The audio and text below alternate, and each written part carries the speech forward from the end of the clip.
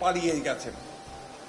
কতটা ইররেসপন্সিবল হলে গোটা জাতিকে আজকে একটা শূন্য অবস্থায় ফেলে দিয়ে তিনি এইভাবে চলে গেছেন। এখান থেকে বোঝা যায় তার যে আসল চরিত্র, সেই চরিত্র। আজকে আমি শ্রদ্ধা জানাতে চাই, প্রাণ ভরে আমাদের শ্রদ্ধা নিবেদন করতে চাই সেই সমস্ত শহীদদের। প্রায় 1000 খানেক শহীদ হবে যারা এই আন্দোলনে শহীদ হয়েছেন। আমি আবারও আমার শ্রদ্ধা, আমার অভিবাদন, শুভেচ্ছা জানাতে চাই আমাদের বীর সেনানীদেরকে, এই ছাত্রদেরকে যারা আজকে এই অসম্ভবকে সম্ভব করেছেন।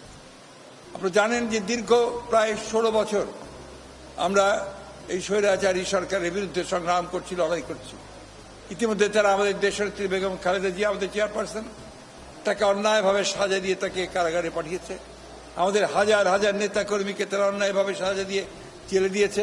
আমাদের প্রায় 60 লক্ষ মানুষের বিরুদ্ধে তারা মিথ্যা মামলা দিয়েছে এবং অকথ্য নির্যাতন নিপীড়ন চালিয়েছে এই হাসিনার সরকারের যারা দায়িত্বপ্রাপ্ত ছিলেন বিভিন্ন বিভাগে।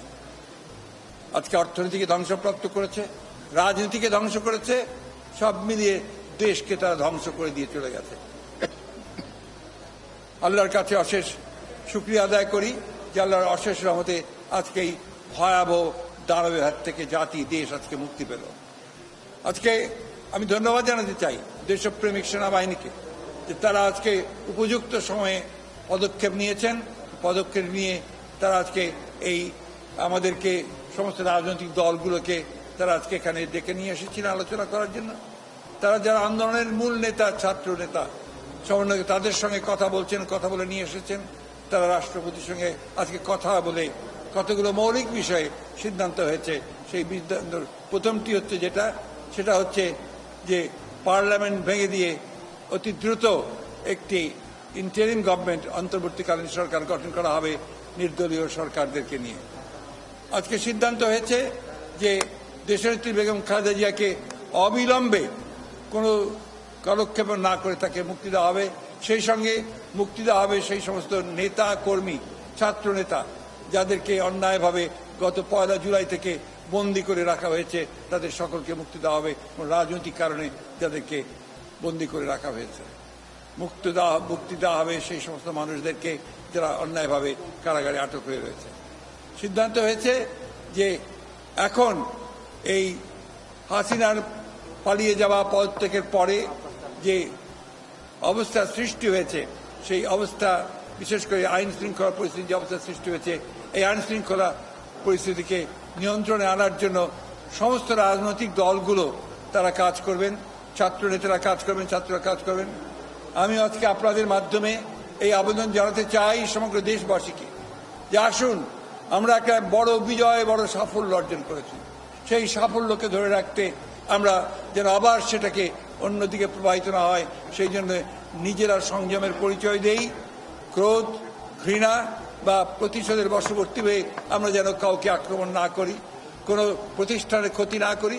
বিশেষ করে আমাদের যে সমস্ত বন্ধুরা, ভাইয়েরা আমাদের সঙ্গে আছেন, আমাদের ধর্মীয়ভাবে তারা যা সংখ্যালঘু, তাদের উপরে কোনো যেন আক্রমণ না হয়, তাদেরকে প্রোটেক্ট করা, তাদেরকে রক্ষা করা কিন্তু আমাদের পবিত্র দায়িত্ব।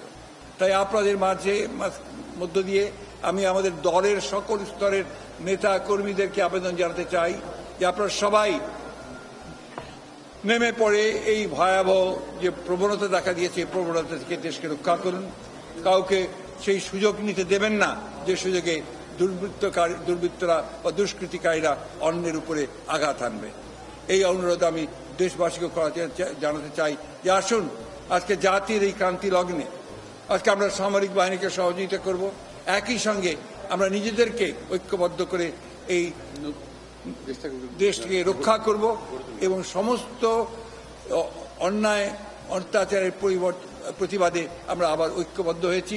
এই ঐক্যকে দৃঢ় করে রেখে দেশকে আমরা দেশের শত্রুদের হাত থেকে, বাইরের শত্রুদের হাত থেকে আমরা অবশ্যই তাদেরকে রক্ষা করব। এটাই হচ্ছে আজকে আমাদের সবচেয়ে বড় আবেদন আপনাদের কাছে।